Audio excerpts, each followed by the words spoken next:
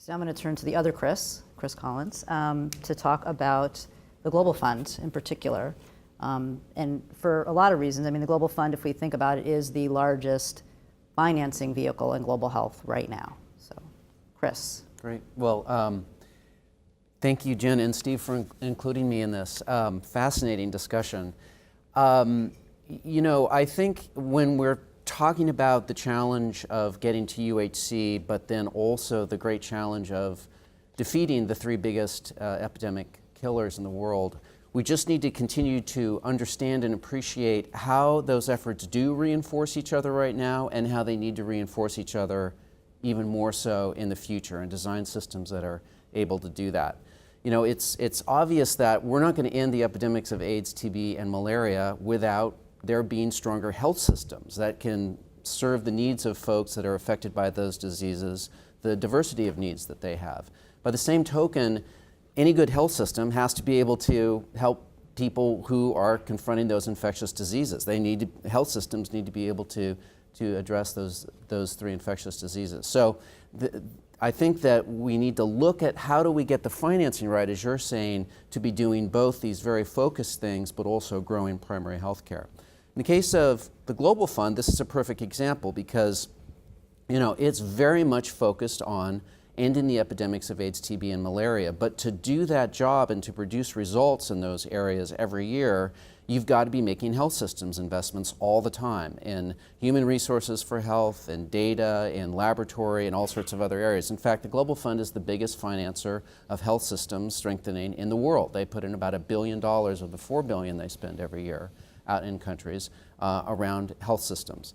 And it's also important to understand how vertical efforts have been foundational for leading to stronger health systems in general. Japan is an example with when they scaled up their response to tuberculosis in Japan, really used that as a way to build out a broader health system. The president of Kenya has said that he thinks Kenya's effort to eliminate malaria in that country is going to be foundational in terms of them pursuing universal health coverage.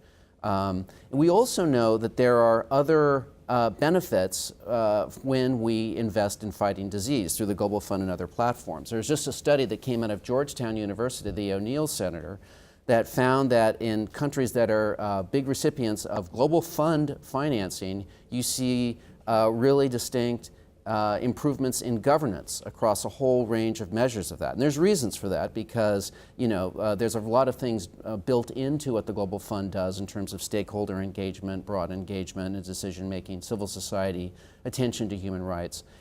But we are actually seeing now the evidence that these investments in health are leading to better governance. So just need to understand how the efforts right now are really connected, both on a disease level and a broader level, and think about how to make even better use of that going forward. I do think that as we're talking about as a community, both in the United States and the US donor role, but also globally, about how to think more broadly about building primary health care, that we don't lose the values that have been so effective in the vertical programs in many ways. And frankly, I come out of the AIDS movement, I would say also similar values that are in the AIDS movement, which include really demanding results, demanding sufficient financing, demanding services that are provided in a way that respects human rights, and addressing the needs of key populations. So as we think more about funding universal health coverage, both domestically and as donors, and the connections to that with vertical programs, let's not lose those good values of results orientation and those other things that we've seen come out of the vertical programs. The stakes are super high right now. You know that. We are underinvesting in ending the three diseases to the tune of about $10 billion a year. We're underinvesting in what we need to be doing to end AIDS, TB, and malaria.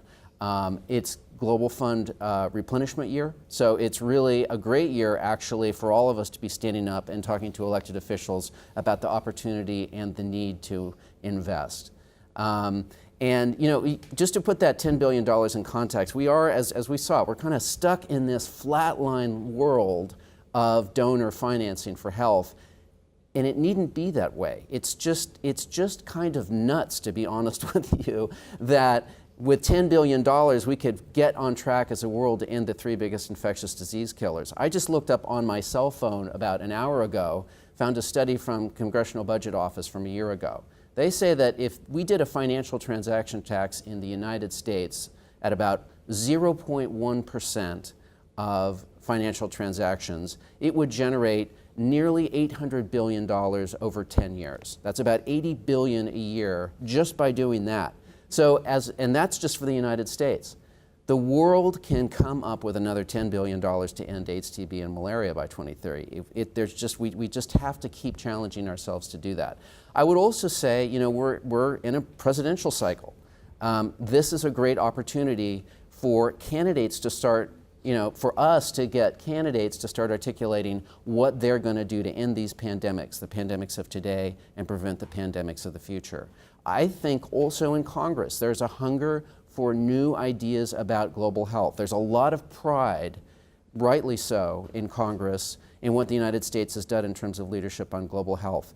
And I think there are a lot of new people there, but there's also people there that have been with our champions for a long time that are ready to hear new ideas about how we advance global health, continue to make the measurable progress, but also address a broader range of issues, continue to show results, and continue to engender greater domestic investment. So I really think we have the potential there if we seize it. Thanks.